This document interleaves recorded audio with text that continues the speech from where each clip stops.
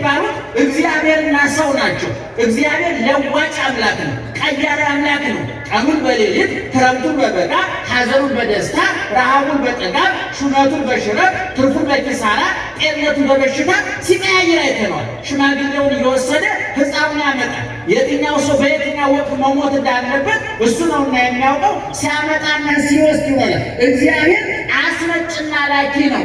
በእናቶቻችን ማህፀን ወደ ምድር ያመጣል፣ በመቃብር በኩል ወደ ሰማይ ይልካል። ወደቡ ደግሞ የእናንተ ማህፀን ነው፣ መላኪያ ወደቡ መቃብር ነው። በማህፀን ይልካል ወደ መሬት፣ በሞት ወደ ሰማይ ይጠራል እግዚአብሔር። ስለዚህ የነበር አይደለም ያለ ነው። እግዚአብሔር የዘመናት አምላክ፣ የዛ ትውልድ የዚህ ትውልድ የዛ ዘመን የዚህ ዘመን አይደለም። የዘመናት አምላክ እንጂ ጳውሎስን ባየሁበት ዓይኔ እሸቱን አላይም፣ ጳውሎስን ባየሁበት ዓይኔ ዘላለም አይቆምበትም ቢኖር እግዚአብሔር በሩ ይዘጋ ነበር። የድንግል ማርያም አምላክ የኔ አምላክ መሆኑ ሳስብ ነው ትህትናው የሚገርም እግዚአብሔር። የድንግል ማርያም የታረደው ቅዱስ ጊዮርጊስም አምላኩ እግዚአብሔር እኛ ደግሞ ያንቺ አምላክ ነው፣ የኔ አምላክ ነው። በስመ አብ ወወልድ ወመንፈስ ቅዱስ አሐዱ አምላክ አሜን። ብፁዓን ሊቃነ ጳጳሳት፣ የገዳማችን አስተዳዳሪ፣ ካህናት እግዚአብሔርን ብላችሁ ይቅርታውን ቸርነቱን አምናችሁ ከቅድስት ድንግል እናቱና ከቅዱሳን ባለሟሎቹ የሚገኘውን ጥበቃና ምልጃ ተስፋ አድርጋችሁ በዚህ ቦታ እንድትገኙ እግረ ሥጋችሁን ወደ ቦታው እግረ ልቦናችሁን ወደ ወንጌሉ ያቃናላችሁ ወገኖቻችን ምዕመናን በእግዚአብሔር ስም እንዴት ዋላችሁ? እንዴት አመሻችሁ? በየጊዜው በየቦታው በየምክንያቱ መስማት በምንችለው ልክ የሚነግረን መኖር በምንችለው መጠን የሚያስተምረን ትናንት የነበረ አሁን እዚህ በእኛ መካከል ያለ ነገ ከነገ ወዲያም እንደማይለየን አፋችንን ሞልተን የመሰከርንለት ልባችንን ሞልተን ያመንነው የአባቶቻችን አምላክ ልዑለ ባሕርይ እግዚአብሔር ስላዘጋጀው በጎ ነገር ክብርና ምስጋና ይግባው። አሜን። ክብርና ምስጋና ይግባው። አሜን። ክብርና ምስጋና ይግባው። አሜን። ጆሮአችሁን ይክፈት፣ አንደበታችንን ይፍታ። በመላ በግምት በይመስለኛል በሳይሆን አይቀርም የግል ሐሳባችንን እንዳናፈስባችሁ ጆሮአችሁን ይጠብቅ፣ አንደበታችንን ይቆጣጠር እግዚአብሔር። እንግዲህ ቀደም ሲል ወንድማችን አስተምረዋችኋል፣ ነግረዋችኋል። ዛሬ ጻድቁ አቡነ ተክለ ሃይማኖት የተጸነሱበት ቀን ነው። በሌላ በኩል ደግሞ በየወሩ እየመጣ ጠባዩን፣ ትምህርቱን፣ ሃይማኖቱን ሳይቀይር 30 ዓመት ሙሉ አንድ አይነት ጠባይ፣ አንድ አይነት የትምህርት ጠረን፣ አንድ አይነት የትምህርት መልክ ያለው ከከተማ እስከ ገጠር ከገዳም እስከ ደም ከውስጥ እስከ ውጭ ብዙ ሕዝብ ባለበት ትንሽ ሕዝብ ባለበት በንግሱ በሰርጉ በለቅሶ ቤቱ እግዚአብሔር ይገኝበታል ብሎ ባሰበው ቦታ ሁሉ ተገኝቶ አፉን ሞልቶ ቃሉን አጉልቶ ኦርቶዶክሳዊት ተዋሕዶ ቤተክርስቲያንን አስከብሮ የከበረ መስክሮላት የመሰከረችለት ከፍ አርጓት ከፍ ያለገችው ኑሮላት ያኖረችው ኦርቶዶክሳዊት ተዋሕዶ ቤተክርስቲያንን ያስጠራ ሃይማኖታዊ ዝና ወንጌላዊ ዕውቅና በምን መልክ መያዝ አለበት ለሚለው በእውነት በእድሜው መጠነኛ በቁም ነገሩ እንዘ ሕፃን አረጋዊ አንዳንድ ጊዜ ሰዎች እድሜያቸው 80 ዓመት ሞልቶ አስተሳሰባቸው 20 እና 30 ዓመት ሆነባቸው አሉ። ሕፃንነታቸው እየባረቀባቸው ጉርምስናቸው እየፈነቀለ እየወጣባቸው እርጅናቸውን የሚያጎሰቁልባቸው ሰዎች አሉ። እንደገና ደግሞ ወጣቶቹ ነው በሀያዎቹ በሰላሳዎቹ ነው ሩጦ ያልጠገቡ ደግሞ አረፋ የከተቱ ቁም ነገረኛ ወጣቶች አሉ። በተለይ በአሁኑ ጊዜ በየአብያተ ክርስቲያናቱ የምናገኛቸው ወጣቶች አሉ። ሴቶችም ወንዶችም ወጣትነታቸውን ዋልቦ ዘያስታብዳ ለውርዙትከ ታናሽነትህን ማንም አይናቃት እንዳለ ቅዱስ ጳውሎስ ሐዋርያው ዘላለም ወንድማችን ወንጌል መምህር ዘላለም ገብቷችኋል ሐሳቡ። መምህር ዘላለም በእውነት በመሞቱ አዝነናል፣ ከፍቶናል። ነገር ግን መስራት የሚገባውን ስራ ሰርቶ በመሄዱ ኦርቶዶክሳዊ ተዋሕዶ ቤተክርስቲያን ካደረገላት በላይ አድርጋ ካከበራት በላይ አክብራ በክብር ለሞተለት ለተሰቀለለት 35 እና 36 ዓመት ሙሉ በታማኝነት ላገለገለው ፈጣሪው አስረክበዋለች። እሱም መስቀል ላይ በተዘረጉት እጆቹ በቅፉ ተቀብሎ በክብሩ ቦታ አስቀምጦታል ብለን እናምናለን። እንዲህ አይነት በዘመናችን ልጆች በማስነሳቱ እግዚአብሔር እናመሰግናለን። ኦርቶዶክሳዊ ተዋሕዶ ቤተክርስቲያን በልኳ በመጠኗ በልዕልናዋ በከፍታዋ ልክ ካህን፣ መነኩሴ፣ ጳጳስ፣ ሰባኪ እየቸገራት አልጋ ስታደርጋቸው አመድ፣ ወርቅ ስትሰጣቸው ጠጠር፣ እህል ሰጥታቸው አፈር እየመለሱላት ከትቢያ አንስታ አክብራቸው ትቢያ ላይ የጣሏት ከባዶነት አንስታ ወደ ምልአት አምጥታቸው ከምልአቷ ዝቅ ያደርጓት የሚፈልጓት ሁሉ ጊዜ ይበቀላቸዋል፣ ሕሊና ይበቀላቸዋል፣ ታሪክ ይበቀላቸዋል። ይህን በዘመናት አይተናል፣ አንብበናልም፣ በተግባርም በዘመናችንም አይተናል። ወጥተው የገቡ ከብረው የተዋረዱ ደርሰው የተመለሱ ከልዕልና ከከፍታ ወደ ዝቅታ የመጡ ከምልአት ወደ ጉድለት የመጡ አንቱ ተብለው ወደ ታች ያሽቆለቆሉ ልካቸውን መልካቸውን ያልጠበቁ እግዚአብሔር ሲያከብራቸው አንከበርም ያሉ ብዙዎች ነበሩ።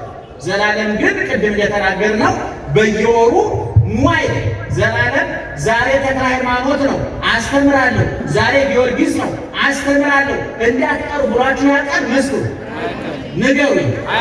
ዛሬ ልደታ እንዳትቀሩ ብሏችሁ ያውቃል? አይልም። ዘላለም አልሰማንም። እሱ ይሄዳል፣ ትመጣላችሁ። እናንተም ምእመናን እኔ ኦርቶዶክሳዊ ተዋሕዶ ቤተ ክርስቲያን ይሄንን የላይ የታች ወጀቡ የቀኝ የግራ ማይበሉ የውስጥ የውጭ ፈተናውን ተቋቁማ አሁንም እያበራች ያለችው በተሰራችበት ውሃ ልክ ነው፣ መሰረት ነው። ዛሬ ለምሳሌ አንድ ጥያቄ ልጠይቃችሁ ምእመናን፣ ዛሬ ወቃሉ ማን ነው? በቁጥር ማን ነው? 24 ነው አይደል? በእኛ በሰውኛው። በክርስትናው ደግሞ ዛሬ ማን ናቸው? አቤት አቡነ ተክለ ሃይማኖት ናቸው። መታችሁ አስቀድሳችኋል አይደለም? እቤታችሁ እያላችሁ ዛሬ የሚቀድሱት እገሌ ናቸው፣ የሚሰብከው እገሌ ነው፣ የሚዘምረው እገሌ ነው ተብሎ ተነግሯችኋል? ንገሩኝ። ተነግሯችኋል? አልተነገራችሁም፣ አይነገራችሁምም። ምክንያቱም እናንተ ገብርኤልን እንጂ ወልደ ገብርኤልን ብላችሁ አትመጡ፣ ማርያምን እንጂ ገብረ ማርያም ብላችሁ አትመጡ፣ እግዚአብሔርን እንጂ ገብረ እግዚአብሔር ብላችሁ አትመጡ። መቼም ሰው ለመብላት ሆቴል አስተናጋጅ ለማየት ሰው ሆቴል አይሄድም ለመብላት። ከበላ ዘንድ ግን ያቸዋል አስተናጋጆቹ። አስተናጋጅ ሊያዩ ይሄዱ በልተው ሳይሆን ተበልተው፣ ወፍረው ሳይሆን ከስተው ተራቅተው መጡ። ስለዚህ በእርግጠኝ ልንነግራችሁ እንወዳለን። በዘላለም አስካከል ለሌሎቹን የመልእክቱን እናስተላለፈው። ዛሬ ጎላ ነኝ፣ ዛሬ የካ ነኝ፣ ዛሬ ገብርኤል ነኝ፣ ዛሬ ጊዮርጊስ ነኝ እያሉ እናንተንም አባክ ነው፣ ቤተ ክርስቲያኒቱን አባክ ነው፣ እነሱን ባክ ነው የሚሆኑ ሰባኪያን ከዚህ ልማዱ። ዘላለም እዚህ ቦታ ነበር አይናገር፣ ዘላለም እዚህ ቦታ ያስተምራል ተብሎ ሲለጠፍም አይተናል። ግን ይሄው 30 ዓመት ሙሉ ንግሱ ላይ አለ፣ ማታ ጉባኤው ላይ አለ፣ ጊዮርጊስ አለ። ዘላለምን ያልጋበዘ አለቃ፣ ያልጋበዘ ጳጳስ፣ ያልጋበዘ የማያውቅ ምን የለም። በእውነት እሱም እድለኛ ነው። በዚህ ዘመን የሰው ሬሳ እንደ ውሻ ሬሳ እንደ አህያ ሬሳ እየወደቀ በቀን አሞራ በሌሊት ጅብ እየተቀራመተው በቀረበት ከንቱ ዘመን በዛን ያህል ክብር መቀበል መሸኘት ትልቅ ክብር ነው። እሱም እንግዲህ አገልግሎቱን ጨርሷል። ያገለግላት ቤተክርስቲያን ግን ትቀጥላለች። ስለዚህ በሆነ ዛሬ ሐዘንም ይሰማናል። አገልጋያችን አጋዣችን በሆነ ባይሞላልን ዘላለምን ተክተን ወይም እሱኛን ተክቶ እንተጋገዝ ነበር። እውነቱን ለምን ግን አጋዣችን ያጣ ነው። ትልቅ ጉድለት ነው፣ ትልቅ ክፍተት ነው። ግን እግዚአብሔር የሰው ችግር የለበትም። ብፁዕ አቡነ ጎርጎርዮስ የዛሬ 30 ምናምን ዓመት በመኪና አደጋ ያረፉት አባታችን እግዚአብሔር ሰው ቢመርጥና ቢያዳላ ኑሮ እነ ጳውሎስን ከሐዲስ ኪዳን እነ ጳውሎስን ከዘመነ ሊቃውንት እነ ቄርሎስና ዮሐንስ አፈወርቅን ወስዶ በጳውሎስ ፈንታ እኛን አያቆምም ነበር ብለው ተናግረዋል። እውነትም ነው። ቅዱስ ጳውሎስ በቆመበት መድረክ እሸቱ እንዲቆም የፈቀደው እግዚአብሔር አላዳላም፣ እንዳቅማችሁ ሩጡ አግዛችኋለሁኝ አለ እንጂ ጳውሎስን ባየሁበት ዓይኔ እሸቱን አላይም፣ ጳውሎስን ባየሁበት ዓይኔ ዘላለም አይቆምበትን ቢኑሮ እግዚአብሔር በሩ ይዘጋ ነበር። ግን አምላካችን የድንግል ማርያም አምላክ የኔ አምላክ መሆኑ ሳስብ ነው ትህትናው የሚገርመኝ። እግዚአብሔር የድንግል ማርያም አምላክ የኔ አምላክ መሆኑ ሳስብ ነው ትህትናው የሚገርመኝ። እግዚአብሔር የድንግል ማርያም አምላክ የእናንተ አምላክ ነው። የተክለ ሃይማኖት አምላክ የእናንተ አምላክ ነው። የቅዱስ ጊዮርጊስ አምላክ የእናንተ አምላክ ነው። አንገቱን የታረደው ቅዱስ ጊዮርጊስም አምላኩ እግዚአብሔር ነው። እኛ ደግሞ ማተብ እንኳን ለማሰር ክብራችን ይቀንሳል ብለን የምንደራደረው እኛ አምላካችን ማን ነው? እግዚአብሔር ነው። የድንግል ማርያም የንጽሕተ ንጹሐን የቅድስተ ቅዱሳን ለተመረጠችበት በቅታ ነቅታ ተዘጋጅታ ጊዜዋን አካሏን ሳታባክን ቁጥቧ ክቷ ሙዳየ ምስጢር መዝገበ ምስጢር እግዚአብሔር ሰውን ለማዳን ሲወስን አማካሪው ጉዳይ አስፈጻሚ ሁና ከላይ እግዚአብሔር ሲያግዘን ከምድር እሷ ተባብራ ከእናቷ ከሔዋን ከአባቷ ከአዳም በተፈጥሮ ቢገናኙ ጠባይና ባህር ሳያገናኛቸው በቅታ የተገኘችው የእሱ አምላክ ማን ነው? እግዚአብሔር። ያው እግዚአብሔር ደግሞ ያንቺ አምላክ ነው፣ የኔ አምላክ ነው። ትህትና አይገርምም? ምእመናን ደግነቱ አይገርምም? ስለዚህ በርቱ፣ ጠንክሩ፣ ተስፋ አትቁረጡ። ቤተ ክርስቲያናችሁን ውደዷት፣ አክብሯት፣ ቀረቧት፣ እወቋት፣ አዳምጧት፣ ስሟት። ትልቅ ገናና ትርፍርፍ ያለች ቤተ ክርስቲያን፣ ዘንጋታ ቤተ ክርስቲያን፣ ውሃ ልኳ አረፋ የከተተች ቤተ ክርስቲያን፣ ሁልጊዜ ለዋለ አረፋ የከተተች ቤተ ክርስቲያን፣ ተሰርታ ያለቀች ቤተ ክርስቲያን፣ በማንም በጎ ፈቃድ የማትጠብ የማትሰፋ የማትረዝም የማታጠብ የማትሞላ የማትጎድ በመጽሐፍ የምትመራ ጳጳሱ ምን አለ፣ መጋቤ ሐዲስ ምን አለ፣ አባ ገሌ ምን አሉ አትልም። ኦርቶዶክሳዊ ተዋሕዶ ቤተ ክርስቲያን መጽሐፉ ምን አለ፣ የተጻፈው ምን አለ የምትል ምን ተይቤ መንፈስ ቅዱስ መንፈስ ቅዱስ ምን አለ፣ ምን ተይቤ መጽሐፍ ምን አለ የምትል እንጂ አባ ገሌ አቡነ ገሌ መጋቤ እንትና ሊቀ እንትና ምን አሉ ብላ አታውቅም። እንደዛ ቢሆን እነሱ ሲወፍሩ ጠባ፣ እነሱ ሲከሱ ሰፍታ ተወጥታ ረክሳ ቆሽሻ ታጥብን ነበር። በልኩ ነው። ክርስቶስ ቀራንዮ ላይ ኦርቶዶክሳዊ ተዋሕዶ ቤተ ክርስቲያንን ከፍ ብላ በክርስቶስ ልክ ተቀዳ የተሰፋች ውብ የነውር ልብሳችን ናት። ገመና ከታቻችን ናት። ይችን ታላቅ ቤተ ክርስቲያን ለእኛ አሳልፎ የሰጠ እግዚአብሔር ክብርና ምስጋና ይግባው። በእውነት አትመጥኗትም ብሎ ጠርጎ ያላስወጣን እግዚአብሔር በድጋሜ ክብርና ምስጋና ይግባው እና ዛሬ እንደተናገርነው ጻድቃን የተጸነሱበት ቀን ነውና በዚህ ጉዳይ እጥር ምጥን ሰብሰብ አድርጌ ጥቂት ነገር ነግራችኋለሁ። ብፁዕ አባታችን አቡነ ቀውስጦስ በዕድሜም በእውቀትም በእምነትም በሦስቱም አባታችን እምነታቸው ጠንካራ፣ እውቀታቸው ጥልቅ፣ ዕድሜያቸው ረጅም ነውና እሳቸው በእውነት ቢናገሩ አልጠግባቸውም። እንኳን አንደበታቸው እንባቸውም ያስተምራል። አባታችን ይህን ይመሰክራል። እኔ ውዳሴ ከንቱ ለሰው አቅርቤ አላውቅም። ምክንያቱም ደሞዜ ተቆርጦ አልቋል። አይጨምሩልኝም አይቀንሱልኝ እና ከዚህ ከንቱ አምልጠናል። ለትንሽ ብዙ እንትን እና ከአንጀቴ ነው ማለት ውጣ ወረደ ነው ማለት ነው። እንዲያው ምን ፈልጎ ይሆን ብላችሁ በሐሜት እንዳትሰቃዩ ምን ፈልጋለሁ ሀቁን ለመናገር ያለውና እሳቸው በመካከል ተገኝተውልናል። ይክበር ይመስገን እግዚአብሔር። እንደነሱ አይነት አባቶች ስናጠፋ የሚቆነጥጠ ከመስመር ስናል ወደ ሀዲድ ወደ መስመሩ ግቡ የሚሉን እውቀትም እምነትም ምግባርም ዕድሜም የተጣመረላቸውና እኛን እንዲመክሩ የታደሉ አባቶች ስላለን ክብሩና ምስጋና ይግባው። እሳቸው ይመክሯቸዋል፣ ያስተምሯቸዋል። እኔ በመጠኑ ጥቂት ነገር ልናገር። ዘእንበለ እምቅድመ እፍጥርከ በከርስ አይመርኩከ ወዘእንበለ ትጻእ እማሕፀን ቀደስኩከ ወነቢየ ለአሕዛብ ረሰይኩከ። በወር ሳልሰራ አወቅኩ፣ ከማሕፀንም ሳትወጣ ለየሁ፣ ቀደስኩ፣ የአሕዛብን ነቢይ አደረግኩ የሚል በትንቢተ ኤርምያስ ምዕራፍ 1 ቁጥር 5 ላይ የተጻፈ ቃል አለ። እንደምታውቁት እግዚአብሔር መራጭ እንጂ ተመራጭ አምላክ አይደለም። ብዙን ጊዜ እግዚአብሔር ይመርጣል። በፊት ዓለምን በሚፈጥርበት ጊዜ ከእሑድ እስከ ዓርብ ድረስ 22ቱን ፍጥረታት በጠቅላላ ፈጥሮ ሌላውን ፍጥረት ለአንክሮ፣ ለተዘክሮ፣ ለምግበ ሥጋ፣ ለምግበ ነፍስ፣ ለውበት፣ ለጌጥ ፀሐይ፣ ጨረቃ፣ ከዋክብት፣ ሰርጎ ሰማይ የሰማይ ውበት፣ አዝርዕት፣ እጽዋት፣ አትክልት የምድር ውበት፣ እኛ ደግሞ ስነ መለኮቱ የእሱ ውበት ተደርገን ተፈጥረን ነበር። ስለዚህ መጀመሪያ እግዚአብሔር ከአራዊቱ፣ ከእንስሳቱ፣ ከአዕዋፉ፣ ከፀሐይ፣ ከጨረቃ፣ ከከዋክብቱ፣ ከአዝርዕት፣ ከእጽዋት፣ ከአትክልቱ በምድር ካለው በሰማይም ካለው ከመላእክቱም ሳይቀር እኛን መረጠ። አዳምን መረጠ፣ ሰውን አከበረ። አባቶቻችን እግዚአብሔር ዓለምን የፈጠረው በሶስት መንገድ ነው ይላሉ። ገና መሻችሁ በሶስት መንገድ ነው ይላሉ። አንደኛ በሐልዮ በዝምታ ሳይናገር፣ ሁለተኛ በነቢብ በንግግር፣ ሶስተኛ በገቢር በተግባር ነው ይላሉ። ጨለማን በአርምሞ ብርሃንን በነቢብ ነው የፈጠረው። ሌሎቹን ፍጥረታት በነቢብና በሐልዮ ሲፈጥራቸው አዳምን ሲፈጥረው ግን ወገብሮ እመሬተ ምድር ከምድር አፈር አበጀው።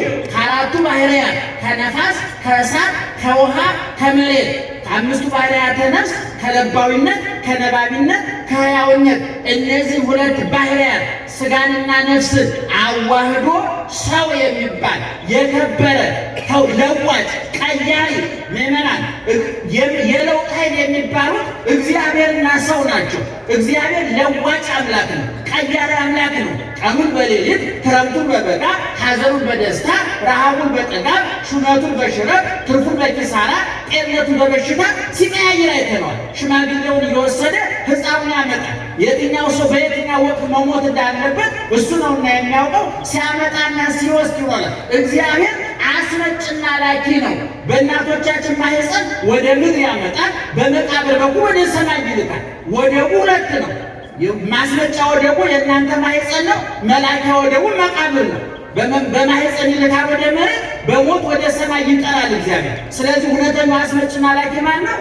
እግዚአብሔር ነው። ስለዚህ እግዚአብሔር አዳምን ፈጠረ። ይቀየጥ እንዳልኳችሁ ለዋጭ አምላክ ነው። ዛሬ እስራ ላይ ያለ አምላክ ነው። እግዚአብሔር የነበረ አይደለም ያለ ነው። እግዚአብሔር የዘመናት አምላክ፣ የዛ ትውልድ የዚህ ትውልድ የዛ ዘመን የዚህ ዘመን አይደለም። የዘመናት አምላክ ነው። ብሉየ መዋዕል የሚለውን ሊቃውንቱ ሲተረጉሙ ብሉየ መዋዕል ለሰው ሲሆን ዘመን የሚያስረጀው መሽቶ በነጋ ቁጥር መልኩ የሚቀይር አቅሙ የሚደክም ፊቱ የሚሸበሸብ ዓይኑ የሚፈዝ ጥርሱ የሚበልዝ ፀጉሩ የሚሸብር ወገቡ የሚወቅ እየዋለ እያደረ በሄደ ቁጥር እያረጀ የሚርማል። ለእግዚአብሔር ሲሆን ግን ብሉየ መዋዕል ጊዜን ራሱን የሚያስረጅ ማለት ነው። ሰዎች ጊዜ ያስረጃቸዋል። ጊዜን ራሱን ደግሞ ማን ይበቀልለታል? ሰው እግዚአብሔር ጊዜን ያስረጀዋል። ለዚህ ነው እግዚአብሔር ጊዜን ሲያስረጅ ኖሮ በትንሣኤ ዘጉባኤ ደግሞ እኛ ራሳችን ጊዜን እንድናስረጅው ይፈቅድልናል። ዘመንን እንድናስረጅው ከተፈጡ ቁጥጥር እንድንወጣ ያደርገናል። ምክንያቱም ቀንና ሌሊት ያልፋል፣ ብርሃንና ጨለማ ያልፋል። የሚቆጠር ዕድሜ የሚሰፈር ዕድሜ አይኖርም ማለት። ስለዚህ እግዚአብሔር ለዋጭው ልክ በእግዚአብሔር ልክ ደግሞ ንግረ ሰባ በአርአያችንና በምሳሌያችን ማን እንፍጠራለ? እግዚአብሔር ሰውን እንፍጠራለ። ይሄ ሰው ቅድም እንደተናገርኩት ለዋጭ ነው፣ ቀያሪ ነው። አይታችኋል። እኔ ሁልጊዜ በሚዲያም ተናግሬዋለሁ። በአዳም ጊዜ የነበረው በሬ ዛሬ የሚመጣ እኛ ሰፈር ካለው በሬ ጋር ለመግባባት ችግር የለበትም። ሳር ይቀርብለታል፣ ይበላል። ቀጥለው ጥበሰው አንፍረው ጠፍጥፈው አይቀይርም። አሁን አዳም ዛሬ የሚመጣ የእኛ ምግብ አይበላውም። እንኳን አዳም እኛ ውጭ ያገዝ የውጭን ምግብ አንበላው። ምክንያቱም ሰው ቀያሪ ነው፣ ለዋጭ ነው። አፈሩን አቅልጦ ብረቱን ቀጥቅጦ መርከብ፣ አውሮፕላን፣ መኪና አድርጎ ይለውጣል። ይሄ ሰው ቀላል ፍጥረት እንዳይመስላችሁ። ይሄ ሰው መጀመሪያ እግዚአብሔር በአርአያው የፈጠረው በአምሳሉ የፈጠረው፣ ሁለተኛ ደግሞ እግዚአብሔር ራሱ በአምሳሉ ሰው የሆነለት ተወልደ በአምሳሊከ ከመ ይለድከ በአምሳሊሁ። አረጋዊ መንፈሳዊ የሚባለው የቤተ ክርስቲያናችን ጥንታዊ መጽሐፍ ድርሳነ አረጋዊ መንፈሳዊ ምን ይላል? እግዚአብሔር ይላል ተወልደ በአምሳሊከ፣ እንዳንተ ገዝፎ ተወለደ፣ እንደሱ እንድትረቅለት፣ እንዳንተ ጊዜያዊ ሆነልን፣ እንደሱ ዘላለማዊ እንድትሆንለት።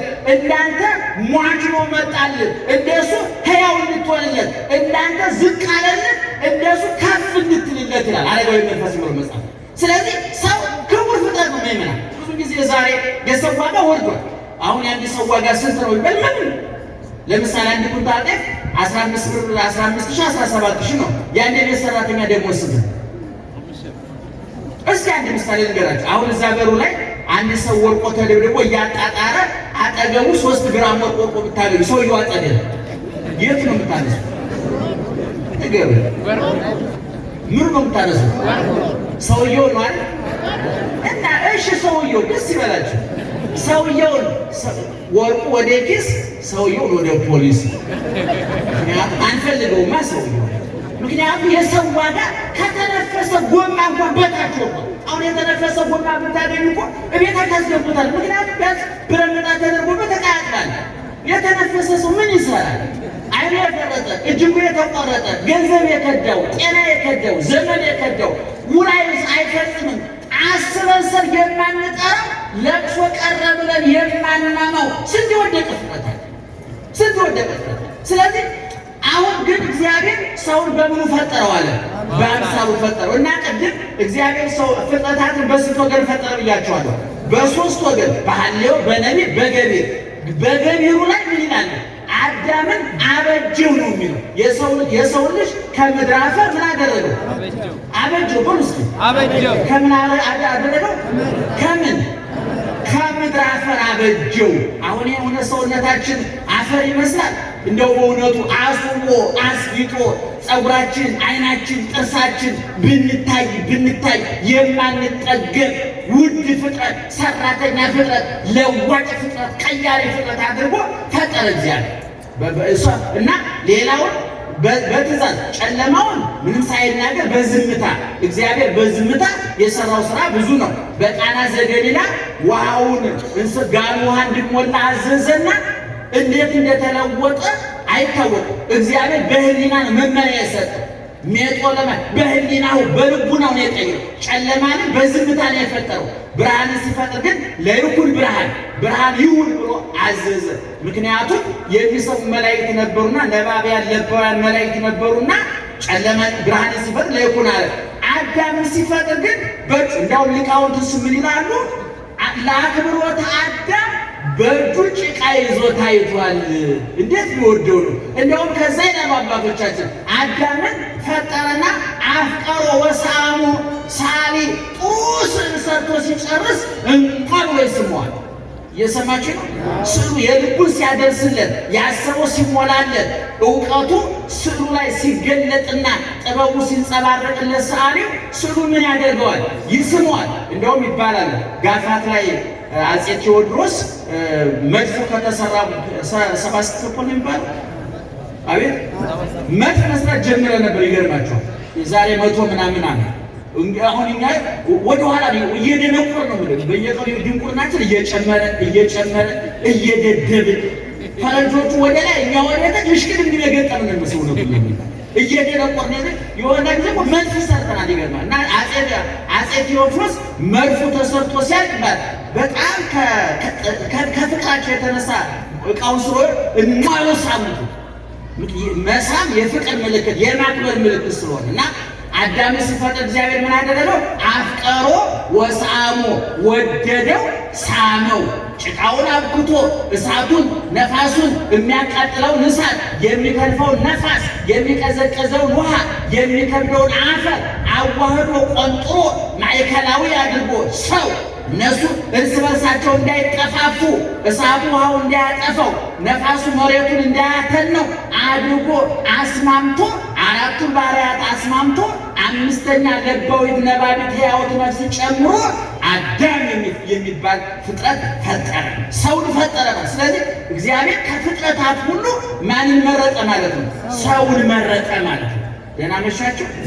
ሰውን መረጠ ማለት ክቡር ፍጥረት ሰው ስሙን ለመቀደስ ክቡር ለመውረስ የተፈጠረ ሰው እንደ ሥላሴ ነባቢያን ለባውያን ሕያዋን ናቸው። እግዚአብሔር ነባቢ ነው፣ ይናገራል። ለባዊ ነው፣ አዋቂ ነው፣ ሕያው ነው፣ ዘላለማዊ ነው። ሰውም ነባቢ፣ ተናጋሪ፣ ለባዊ፣ አዋቂ፣ ሕያው፣ ዘላለማዊ እንዲሆን ተደርጎ የተፈጠረው ወገኖቻችን። ይሄ ክብር ለእንስሳት አልተሰጠም፣ ለአልማዝ ለወርቅ አልተሰጠም፣ ለፀሐይ ለጨረቃ ለከዋክብት አልተሰጠም። ኋላም ክርስቶስ ሲመጣ ሌሎቹ ፍጥረታት ተጠራርገው ወደ ቆሻሻነት ሲለወጡና ተናው መናው ሲጠፉ የሚነሳውና ከክርስቶስ ጋር ነግሶ የሚኖረው ማን ነው?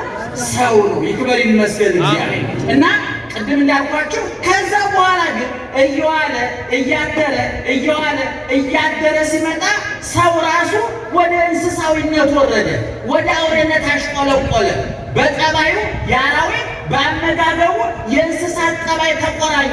እንደውም በኋላ ወርዶ እገሌ አንበሳው እገሌ ነው እየተባለ ከነሱ ጠባይ ኃይል መንሳት ጀመረ ይላል። አንዳንድ ሰው ነቦ ይባላል። ምን ማለት ነው? እገሌ ነብር ነው ማለት ምን ማለት ነው? ኃይለኛ ነው። አቤት ኃይለኛ ነው። አሁን ሰውየው ጀግና ያሉት መስሎት ነው። ዋጫሪ ነህ እያሉት እኮ ቁርቁሮ ወደ በነብርና እገሌ አንበሳ ሰባሪ ነው፣ ነብር ዋጫሪ ነው። ጅብ ደግሞ ዘንታሪ ይጥንባ በሩትና በይ ነው። እሺ በሩት ጅብ የሆነ ነገር ያደርጋል። ዞሮ ሰው ክቡር ፍጥረት። በኋላ ግን እየዋለ እያደረ ሲመጣ ሰው ምን ሆነ? አውሬ ሆነ። በጠባዩ ከነብር ከፋ፣ ከአንበሳ ከፋ፣ ከጅብ ከፋ። ታላቁ ሊቅ ዮሐንስ አፈወርቅ እስመ አራዊት እያሐስሙ ዲበ ዘመዶሙ፣ አራዊት በዘመዶቻቸው ላይ ባይጨክኑም። እባብ ነዳፊ ነው፣ መርዘኛ ነው። እባብ ለእባብ ተቆራርፎ ይተኛል። ጅብ ይባላል፣ ሆዳም ነው፣ አይጠግብም። ነገር ግን ጅብ ለጅብ አብሮ ይኖራል። አንበሳ ሰባሪ ነው። 6 ኪሎ አይታችሁ እንደሆነ የብረት አጥር አለው ሰው ጋር እንዳይገናኝ። እርስ በርሱ ግን ተቃቅፎ ይተኛል። ነብር ቧጫሪ ነው፣ ቁጡ ነው። እርስ በርሱ ግን ምሽግ ሰርቶ ይኖራል። የሰው ልጅ ግን አውሬ ሆነ። ጠባዩ ተቀየረ፣ አመጋገቡ ተቀየረ። እንደ ምዕመናን ይሄ ሁሉ ፖሊስ እኮ የተሰማራው ጅብ እንዳይበላን እኮ አይደለም። ደማለት የሁሉ ፖሊስ የተሰማራው የፖሊስ ኮሚሽነር እኮ አለ። ይገርማችኋል። የፖሊስ ጣቢያ አለ፣ የጤና ጣቢያ። ምን ማለት መሰል? ጅብ እንዳይበላ እኮ አይደለም፣ እባብ እንዳይነድፍ እኮ አይደለም፣ አንበሳ እንዳይሰብር፣ ነብር እንዳይቧጭር እኮ አይደለም። እነሱማ ከምሽጋቸው አይመጡም። ዛሬ ፖሊስ የተሰማራው አንተ አበበ ከበድን እንዳይበላው ነው። ደማለት ሚስት ባሏን እንዳትበላው ነው። ባል ሚስቱን እንዳይበላት ነው። ፖሊስ የተሰማራው እናንተ እንዳንበላላ። አያችሁ፣ እግዚአብሔር በአምሳሉ የፈጠረው ፍጥረት ወደ አውሬነት አሽቆለቆለ ማለት ነው። ወቀናኢሰ የአኪ እማሩ ይላል ታላቁ ሊቅ ዮሐንስ አፈወርቅ። ወቀናኢሰ የአኪ እማሩ፣ ቀናተኛ ሰው ከአውሬ ይከፋል። ቃየልን አቤልን እኮ ጅብ በልቶት እኮ አይደለም፣ ነብር በልቶት ወንድሙ በልቶት ይገርማል። ወንድሙ ነው የበላው። እንደው እግዚአብሔር ሲያገኘው ይላል መጽሐፍ እኮ ቃየል አቤልን ገድሎ ሲመጣ በመንገድ ላይ ጠብቆ እግዚአብሔር አገኘው። ከየት እየመጣ ነው? ለመሆኑ ወንድምህ አቤል የት አለ አለው። እኔ አቤል ጠባቂ ነኝ እንደ ብሎ ቁም ነገር ሰርቶ እንደመጣ ደረቱን ነፍቶ ተናገረ። አትጠብቀው፣ ግድ የለም። ለምን ገደልኳል? ለምን አውሬ የሆነበት ወንድሙ ነው። ዛሬ በእውነት አንድ ጋዜጣ ላይ የተጻፈ ጽሑፍ አንድ ጊዜ ዛሬ 3-4 ዓመት አንብቤ ነው። ምን ይላል? አሜሪካ በኢራቅ ጦርነት ያወጣችውን $1 ለዓለም እርዳታ ብትለግሰው ኑሮ ያለ ዕድሜያቸው የሚቀጩ ሕፃናት አይኖሩም ነበር ይላል። ዛሬ የተራቀቀው ኒውክሌሩ አሁን ሰሞኑን ትሰሙታላችሁ። እኔ ጋዜጠኞች ሲተነትኑ የሰው ልጅ ቃየል እኮ በድንጋይ የጀመረው ጦርነት ዛሬ እኮ ተራቆ የደረሰ የቃየል ልጆች ኒውክሌር አመርተዋል። የአቤል ልጆች የት ናቸው ያሉት? እየተገደሉ ነው ዛሬ። አቤላውያን ዛሬ ሟች ናቸው። ቃየላውያን ግን ድንጋዩ ኒውክሌር አድርሰው ሚሳኤሉ የተራቀቀ ሚሳኤል እንደ ሰው ተተኩሶ የሚገድለውን ሰው እየካጠ ቦታ ይዞ የሚጠብቅ ይገርማቸው። ሰምታችኋል? ቦታ ይዞ የሚጠብቅ። ስለዚህ አሁን እግዚአብሔር በኋላ ሰውን መምረጥ ጀመረና ዘሁሉ እንስሳዊ ጠባይ አውሬያዊ ባህሪ ከተቆራኘው ሆዱን ከሚያመድ ሰውን ስጋውን ከሚያመድ ፍላጎቱ እንደ ከብት ከሚነዳው መካከል ኖህን መረጠ እግዚአብሔር። ኖህ ተመረጠ። ያ በመጽሐፍ ቅዱስ ኖህ ከነ ቤተሰቡ በመርከብ ዳነ ይላል። ስለዚህ መጀመሪያ ከእንስሳት ጋር ሰውን አከበረ። ኋላ ግን ሰው ራሱ እንደ እንስሳ እያሽቆለቆለ ስለወረደ ከሰው ጋር ሰው ተመረጠ። ከሰው ሰው ይመረጣል ማለት ነው። አያችሁ፣ ኖህ ከማን መካከል ተመረጠ? ከሰው መካከል ተመረጠ። 8 ቤተሰቦቹ እሱና ሚስቱ፣ 3 ልጆቹ ከነ 3 ሚስቶቻቸው ጋር 8 ሰዎች ዳኑ በመርከብ። የጠፋው ሰው አይቆጠርም። መጽሐፍ ቅዱስ ምን ያህል ሰው እንደጠፋ ቁጥሩን አይነግረንም። የዳኑትን ነው የሚነግረን። የዳኑት ናቸው የሰፈሩ። በኖህ ጊዜ 8 ሰው ዳነ። በሰዶም በገሞራ 4 ሰው ዳነ። ምናልባት እሳት ንፍሯ የቀቀለው እሳት ያንገበገበውና ነዶ እንደ እንጨት ከሱ የቀረ በብዙ መቶ ሺህ የሚቆጠር ሕዝብ ሊኖር ይችላል። መጽሐፍ ቅዱስ የዳኑት እነማን ናቸው እንጂ የጠፉትን ቁጥር አይነግረን።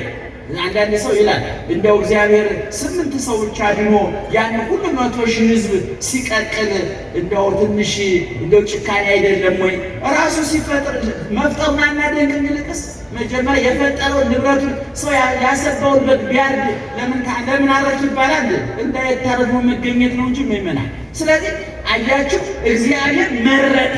ከማን መካከል? ሰውን መረጠ። በኋላ እንደገና ኦሪት ዘፍጥረት ምዕራፍ 12 ላይ ስትመጡ ደግሞ አብርሃም ጻ እምብሔርከ ወተፈለጥ እምአዝማድከ ወውር ውስተ ምድር ዘአነ አርአየከ እንተ ታውዝ ሀሊበ ወመዓረ።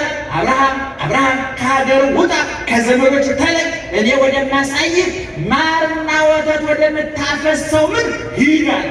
አሁን ማንን መረጠ ማለት ነው? እግዚአብሔር ሰውን መረጠ።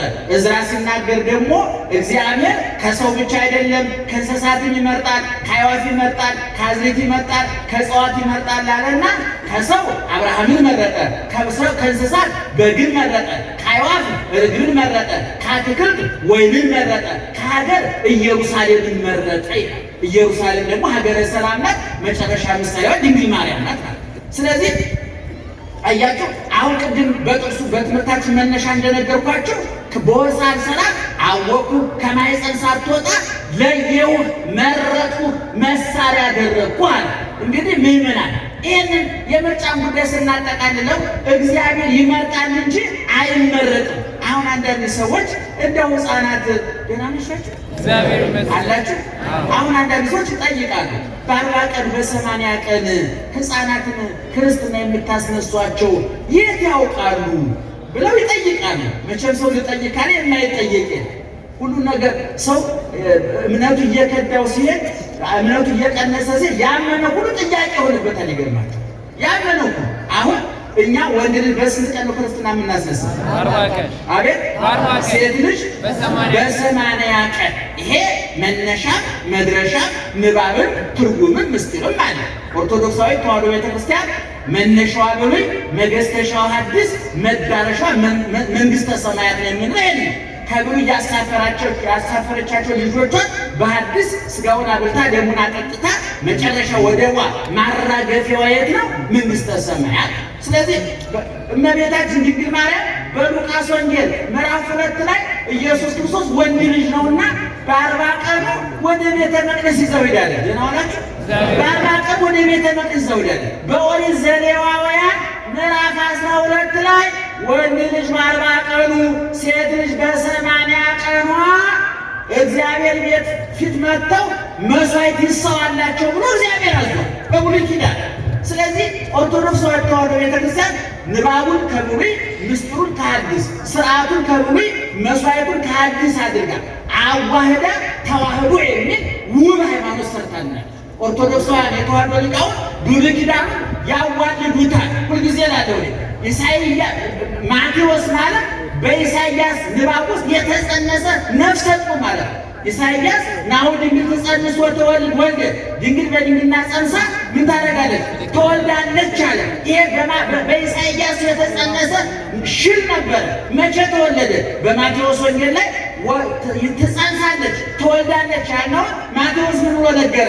ወለደች፣ ጸነሰች፣ ወለደች፣ አዋለድ ነው ማለት ነው። አያችሁ።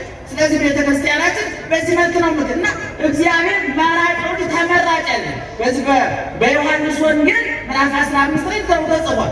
አኮ አንትሙ ዛሬክሙኒ ወሰምክሙኒ አላ አነ ሐረይኩክሙ ወሰምኩክሙ እኔ ሾምኳችሁና መረጥኳችሁ እንጂ እናንተ አልመረጣችሁኝም። በመጽሐፋችን ይላል ቅዱስ ዳዊት እኮ እምከርሰ እምየ አንተ አምላኬ ከእናቴ ማኅፀን ጀምረህ አንተ አምላኬ ነህ። ላዕሌከ ተገደፍኩ እማኅፀን ከእናቴ ማኅፀን ጀምሮ አንተ ላይ ተጣልኩኝ። ረቂቁን የአባቴን ዘር ከአባቴ ከፍለህ በእናቴ ማኅፀን ዘርተህ የእናቴና የአባቴን ሕዋስ አገናኝተህ አዋህደህ ዳዊት የሚባል ንጉሥ ሠራ ጌታዬ። ከአንተ ተወከልኩ እንዘ ሀለኩ ውስተ አጥማተ እምየ የእናቴን ጡት እየጠባሁኝ አንተን አምነሃለሁ አለ ቅዱስ ዳዊት። አያችሁ፣ ሕፃናትን እግዚአብሔር ያውቃቸዋል። ያውቃቸዋል። አቤት ያውቃቸዋል። ሲጀመር እውቀት የነፍስ ነው የሥጋ አይደለም። አሁን ሰው የሚኮላተፈው መሳሪያው አባቶቻችን ይላሉ ነፍስ አዋቂ ናት። በሕፃንነታችን እንኮላተፋለን አይደለ? ለምንድነው የምንኮላተፈው? ስፒከሩ ገና ስላልቀነ ሥጋ ነው ስፒከር የሚባል በደንብ እንዳትናገር መሳሪያው ስለደከመባት እንጂ ነፍስ አዋቂ ናት። እውቀቱ አይጨመርባትም፣ አይቀነስባትም። አንዳንድ ጊዜ ኃጢአት ስንሰራ በደል ስንፈጽም ከእግዚአብሔር ስንርቅ እውቀቷ ይገፈፍባታል፣ ይቀነስባታል። ደመ ነፍስ የምትባል በውስጣችን አለ። ለምሳሌ አንድ ሰው ሰክሮ ጥሩ ጧት ሲወጣ ደህና ዋሉ፣ በሰላም ዋሉ፣ ማታ እንገናኝ ብሎ ማታ ሲመጣ ደህና መሻችሁ ካለ ይሄ ሰውዬ ንግግሩ ተበላሽቷል። አልተበላሸም? ለምን የተበላሸው? ነፍስ እውቀቷን የምትሰው ደመ ነፍስ ላይ ነው። ደመ ነፍስ ደግሞ መጠጡ ያንቀዠቅዣታል። ለምሳሌ ይሄ ሰሌዳ ቢሆን አሁን የሰሌዳ ልጻፍ በወዘውቱ መጻፍ ትችላለህ? አትችልም። ደመ ነፍስ በመጠጥ ምክንያት ከቦታ ቦታ ትንቀሳቀሳል። ነፍስ እውቀቷን የምትስልበት ስታጣ ሰውየው የስሜት ሕዋሳት ጠቅላላ ይከቡታል። እግሩን መመሪያ የሚሰጠው ማን ነው? ንገሩኝ። ለምሳሌ እግራችን እንዲራመድ መመሪያ የሚሰጠው ማን ነው? እጅ እንዲጨብጥ። ለምሳሌ አሁን ከዛ ጋር ነብር እየመጣ ቢሆን አሁን እነሱ እያዩ ነው እንኳን ለካ ይታየ ድረስቸው። እሺ እነሱ ከዛ እያዩ ነውና የመጀመሪያ መረጃ የሚወስደው ማን ነው? ከስሜት ሕዋሳት ማን ነው? አይን ነው። ለአይምሮ ምን ይለዋል? ኧረ ከዛ ነብር እየመጣ ነው ይላል። አይን ድንጋይ አንስቶ የመውረድ ግዴታ የለብን፣ የመጠቆም እንጂ ድንጋይ የወረውሩ። ከዛ በኋላ አይምሮ ደግሞ የሚያገናዝብና መመሪያ ያስተላልፋል። ኧረ በአይን በኩል መረጃ መጥቷል፣ ነብር እየመጣ ነው ይልና ወደ ማን መመሪያ ያስተላልፋል? እኔ የነገረ ሰው ሸልማል። አቤት ወደ እጅ እንደ ሰውዬው ይለያያል። ፈሪ ከሆነ ወደ እግሩ ነው፣ ጀግና ነው ወደ እጁ ነው፣ ይለያያል። ስለዚህ አይምሯችን ውስጥ ነፍሳችን ረቂቅ ናት ነፍሳችን። ስለዚህ ሕፃናት ባጭሩ ነው የምላችሁ፣ ሕፃናት እግዚአብሔርን ያውቁታል። አዋቂ ናት ነፍስ። እግዚአብሔር ሕፃናትን ያውቃቸዋል፣ አዋቂዎችን ውስጣችን። ስለዚህ ምእመናን እግዚአብሔር እነ ተክለ ሃይማኖት መረጠ፣ እነ አርሴማን መረጠ። የባከነ ጊዜ፣ የባከነ አካል፣ የባከነ ገንዘብ የሌላቸው ከእናታቸው ማኅፀን ጀምሮ እግዚአብሔርን ያገለገሉ። ኤርምያስ ምንድን ነው ያለው? በማኅፀን ሳለህ ገና ሳልፈጥር አወኩ፣ ከማኅፀን ሳትወጣ መረጥኩህ፣ ወልብዬ አሕዛብ ረሰይኩከ የአሕዛብ መልእክተኛ አደረግኩ። ቅዱሳን ማለት ክፉ ሰዎች የሰይጣን ጉዳይ አስፈጻሚዎች ናቸው። ደጋግ ሰዎች ደግሞ የማን ጉዳይ አስፈጻሚዎች ናቸው? የእግዚአብሔር ጉዳይ አስፈጻሚዎች ናቸው። ቅዱስ ያሬድ እንዲህ ብሎ ተናግሯል። ወበከመ ከዋክብት ያሰረግውዎ ለሰማይ በስሙሙ ከማሁ ሰማይትኒ ያሰረግውዋ ለቤተ ክርስቲያን በገድሎሙ። ከዋክብት ሰማዩን በጸዳላቸው በውበታቸው ያስጌጡታል። እዩኝ እዩኝ እንዲህ ያደርጉታል። እንደዚህም ሁሉ ሰማዕታት አንገታቸውን ለሰይፍ አይምሯቸውን ለመጻፍ ጀርባቸውን ለጅራፍ ሰጥተው ተገርፈው ታርደው ነደው ተገፈው ተገርፈው ተርበው ተጠምተው ቤተ ክርስቲያኒቱን እንድትዋብ ያደርጓታል። ውበት ጌጥ ይሆኗታል። እንዲያው ቅዱስ ጳውሎስ ምን ይላል? ከመ እፈጽም ታኅሣ ሕማሙ ለክርስቶስ ከክርስቶስ በመከራው ያስቀረው ማለት ነው። የክርስቶስ መከራ ሙሉ እንዳደርገው ማለት ነው። እሱ ቀራንዮ ተሰቀለ፣ ቆሰለ፣ ተገረፈ፣ ተቸነከረ፣ ተተፋበት፣ ሐሞት ኮምጣጤ ጠጣ፣ የሾህ ተደፋበት። ያ ሁሉ የመከራ ዶፍ እየወረደበት አባት ሆይ የሚያደርጉትን አያውቁምና ይቅር በላቸው አለ። ቅዱስ ጳውሎስ ደግሞ እኛ ደግሞ ይህንን ለዓለም በማዳረስ እንደተገረፈው ተገርፈን እንደተሰደደው ተሰደን እሱ መከራ እንደተቀበለው እንደ አቅማችን መከራ ተቀብለን ድህነቱን አደረስንላችኋል፣ ፈውሱን አደረስንላችኋል፣ ድህነቱን አደረስንላችኋል። ስለዚህ ምእመናን ኦርቶዶክሳዊት ተዋሕዶ ቤተክርስቲያን የሰማዕታት ገድላቸውን፣ የጻድቃን ተአምራቸውን፣ የመላእክት የሊቃውንት ድርሳናቸውን፣ የሁሉም ደግሞ ስንክሳራቸውን የተጸነሱበት፣ የተወለዱበት፣ ያረፉበት፣ የተሰወሩበት፣ ያረጉበትን ቆጣ ለክታ ሰፍራ ታከብርላቸዋለች። ወከብረት ነፍሶሙ በውስተ ዓለማት ክልኤቲ ዘዝየ ወዘከሃ መቅደመ ወንጌል በተባለው በቤተ ክርስቲያናችን መጽሐፍ ላይ ነፍሳቸው በሁለት ዓለም ከበረ። በዚህ ዓለም ጸበል ፈለቀላቸው፣ ድውይ ተፈወሰላቸው፣ ጽላት ተቀረጸላቸው፣ ቤተ ክርስቲያን ታነጸላቸው፣ የሰነፈ አበረቱ፣ የረከሰ ቀደሱ፣ የተሰበረ ጠገኑ፣ የጠፋ ፈለጉ። በስማቸው በገድላቸው ብዙ ስራ ተሰራላቸው። በሰማይ ደግሞ እንደሚያስገባው እንዳስገቡ አጥላቂ፣ ኮናኝ፣ ሰጭ፣ ነሽ እንዲሆኑ ስልጣን ሰጥቷል።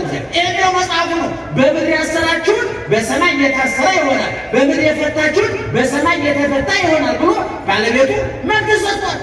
ወንጌላዊ ዮሐንስ መንግሥተ ሰማያትን እየዞረ ሲጎበኝ በ12ቱ የመንግሥተ ሰማያት በሮች ላይ ጽሑፍ አስማተ ሐዋርያተ በግዑ የእውነተኛው የአማናዊ ገድ የኢየሱስ ክርስቶስ ሐዋርያት የነ ጴጥሮስ፣ የነ ያዕቆብ፣ የነ ዮሐንስ፣ የነ በርተሎሜዎስ፣ የነ ማቴዎስ፣ የነ ቶማስ ስማቸው ተጽፏል። ተመርጠው ዓላማቸውን ጠብቀው ስለተገኙ ማለት ነው። መንግሥተ ሰማያት ስንገባ በየበሩ የማቴዎስ በር አለ፣ የጴጥሮስ በር አለ፣ የዮሐንስ በር አለ።